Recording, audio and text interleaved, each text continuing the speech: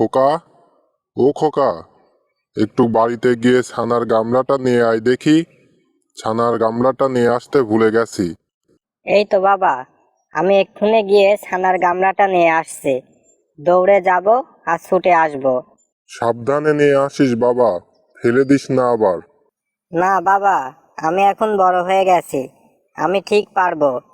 তুমি কোনো চিন্তা করো না, আমি এই যাব আর এই আসব।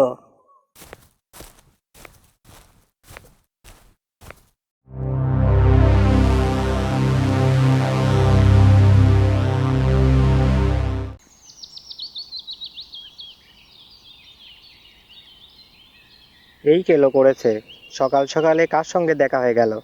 এই খাদকটার সামনে পড়লে আজ আমার দিনটাই মাটি হয়ে যাবে। তার থেকে ভালো হয় আমি এখন এখান থেকে কেটে পড়ি। কি ব্যাপার, ফলালা এদিকে আসতে আসতে হঠাৎ দৌড় দিয়ে পালিয়ে গেল কেন? হয়তো কোনো জরুরি কাজের কথা মনে পড়ে গেছে, তাই এমন দৌড় দিয়ে চলে গেল। আমি যাই, একটু ময়রার দোকান থেকে ঘুরে আসি, গিয়ে গরম গরম রসগোল্লা, পান্তুয়া আর রাজভোগ সাটিয়ে আসি। যাই।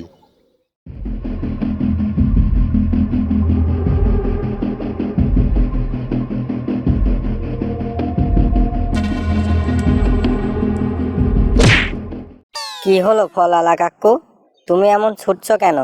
আর ছুটছো ছোট, তো রাস্তা দেখে ছুটবে না? এমন দুম করে আমার উপর এসে পড়লে। কি আর বলবো খোকা, আমি যে এইমাত্র পেটুক কামালকে এদিকেই আসতে দেখলাম, এজন্যই তো ছুটে পালাচ্ছি। কি সর্বনাশ! এক্ষুনি বাবাকে গিয়ে খবরটা দিতে হবে। তুমি এখানে থাকো ফলালা কাকু, আমি চললাম।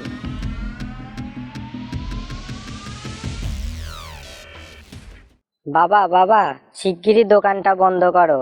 পেটুক কামাল যে এইদিকেই আসছে। শিগগিরই দোকানটা বন্ধ করে লুকিয়ে পড়ো। না, এই কামালটার জন্য দোকানটাও শান্তি মতো খোলা রাখতে পারি না।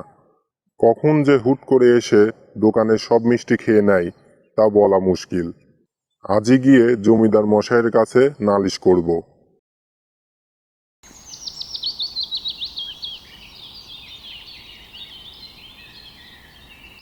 এই কি, ময়রার দোকানও দেখি বন্ধ।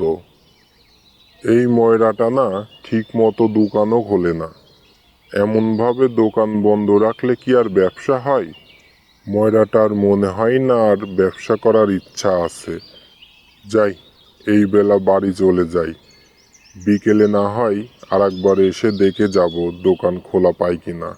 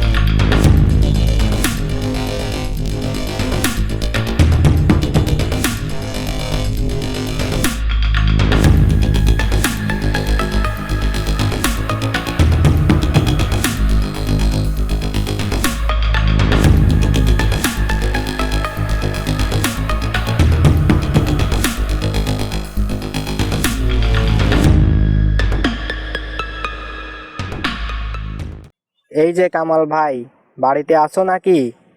জমিদার মশাইয়ের তলব পড়েছে, এক্ষুনি আমাদের সঙ্গে তোমাকে জমিদার মশাইয়ের বাড়িতে যেতে হবে।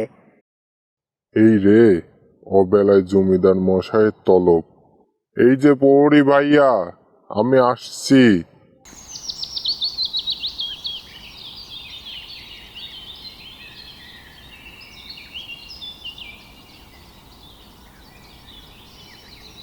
এই যে কামাল, চলে এসেছো দেখছি।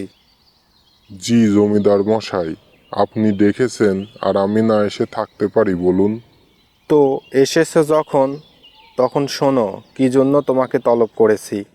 জি জমিদার মশাই, বলুন। কেন ডেকেছেন আমাকে? তোমার অতিরিক্ত খাবারের জন্য গ্রামের সকল মানুষ বিরক্ত বোধ করছে। তুমি একাই নাকি 50 জনের খাবার খেয়ে ফেলো। আবার ময়রার দোকানের মিষ্টি, ফলের দোকানের ফল কিছুই নাকি বাদ রাখো না। গ্রামের সবাই তোমার নামে নালিশ জানিয়েছে। তো আজকের পর থেকে তুমি আর কারোর দোকানে গিয়ে কিছু খেতে পারবে না। এটা আমার আদেশ। আর আমার আদেশ না মানলে বুঝতেই তো পারছো কি হতে পারে। আর শোনো, আসছে শুক্রবার আমার মেয়ের বিবাহ। সেদিন তোমার দাওয়াত রইল। দেখি তুমি কত খেতে পারো। তোমার জন্য আলাদা করে একটি খাসি জবাই করা হবে। আমি চাই তুমি একাই পুরো ছাগলটি শেষ করবে। কি পারবে তো? অবশ্যই পারবো জমিদার মশাই। অনেক দিন হলো ভোজ খাই না। আপনি কোনো চিন্তা করেন না জমিদার মশাই। আপনি শুধু খাওয়ার দাওয়ারের দিকটা ঠিক রাখবেন, আর খাবারের দায়িত্ব আমার। ওইটা নিয়ে তোমাকে কোনো চিন্তা করতে হবে না কামাল। খাবারের আয়োজন সব ঠিকঠাক মতোই হবে। তুমি এখন বাসায় যাও, শুক্রবারের জন্য প্রস্তুতি নাও।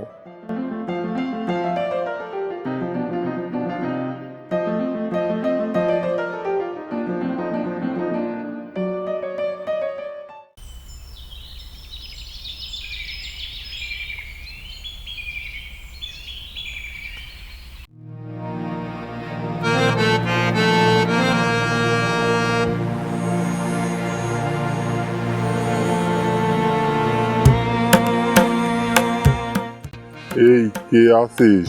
খাবার নিয়ে আয়। আজকে কবজি ডুবিয়ে খাবো। জমিদার মশাইয়ের মেয়ের বিয়ে বলে কথা।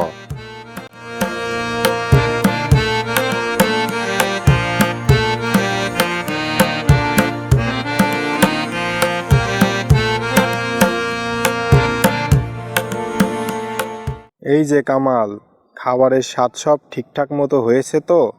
রান্নাগুলো সব ভালোই হয়েছে জমিদার মশাই। খেতেও দারুণ মজা।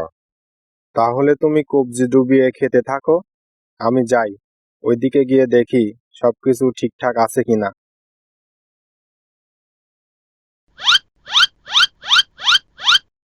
আহ, অনেক খেয়ে ফেলেছি।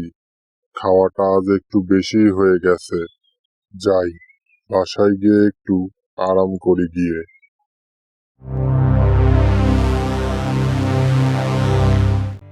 আর তো পা উঠছে না, মাথাও দেখছি ঘুরাচ্ছে। বাড়ি পর্যন্ত কি যেতে পারবো? মনে তো হচ্ছে না যে বাড়ি পর্যন্ত যেতে পারবো। ও, এখন তো একটু হালকা হালকা লাগছে। এ কি, আমি এমন শূন্যর উপর ভাসছি কেন? আর নিচে আমার মতো দেখতে একটা মানুষ পড়ে রয়েছে কেন? এ কি, ওইটা তো আমিই দেখছি। তাহলে কি আমি মরে গিয়েছি? হায় হায় রে, এখন আমার কি হবে রে? আমি এত সুন্দর সুন্দর খাবার এখন কিভাবে খাবো রে? হায় হায় হায়, আমার সব গেল।